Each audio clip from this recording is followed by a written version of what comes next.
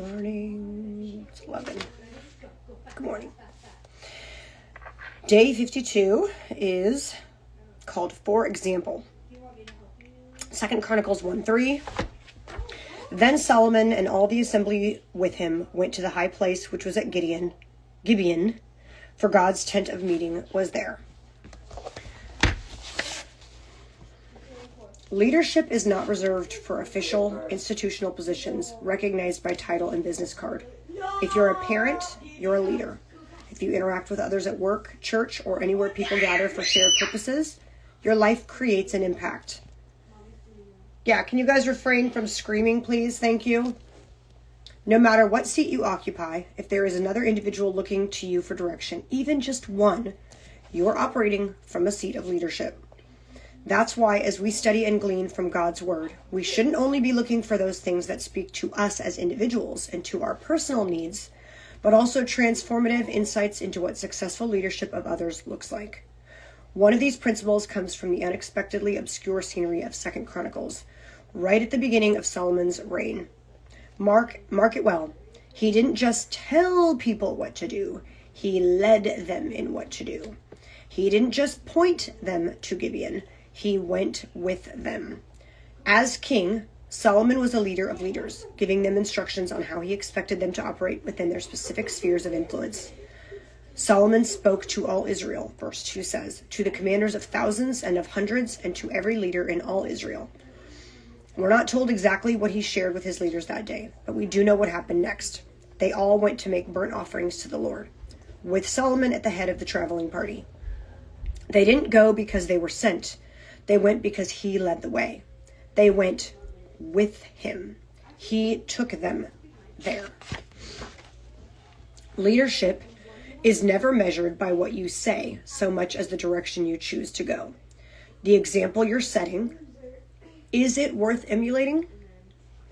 The course you're on, is it a good one to follow?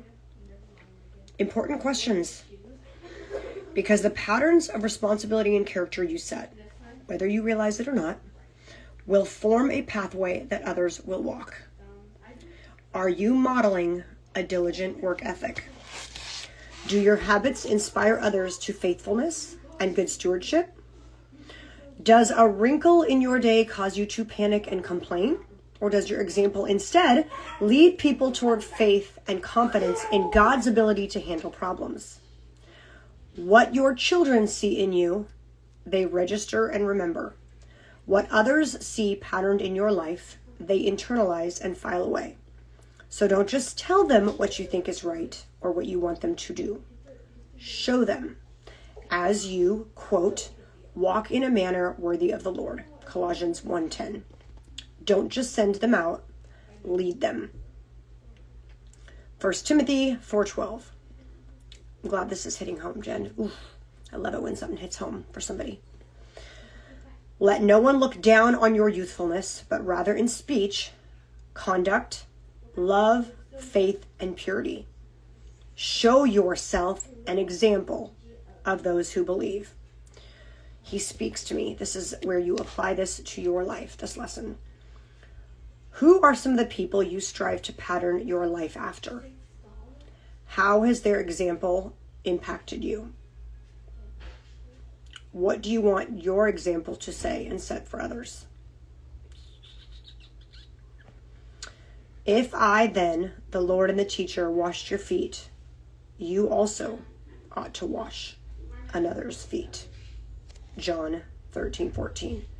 Clearly the message here today is, guys, you know that old saying, do as I say, not as I do? Like that parents joke and say to their kids, do as I say, not as I do.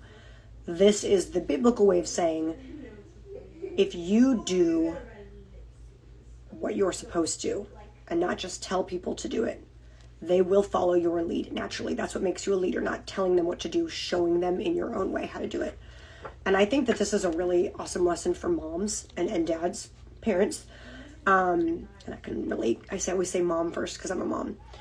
This is something that we do on a daily basis. I mean, when something crazy happens in our life, my children see me tell them, that's okay. We're going to pray to God about it. We're going to trust him in this. We're going to we're going to stay diligent. We're going to stay focused. We're not going to be distracted.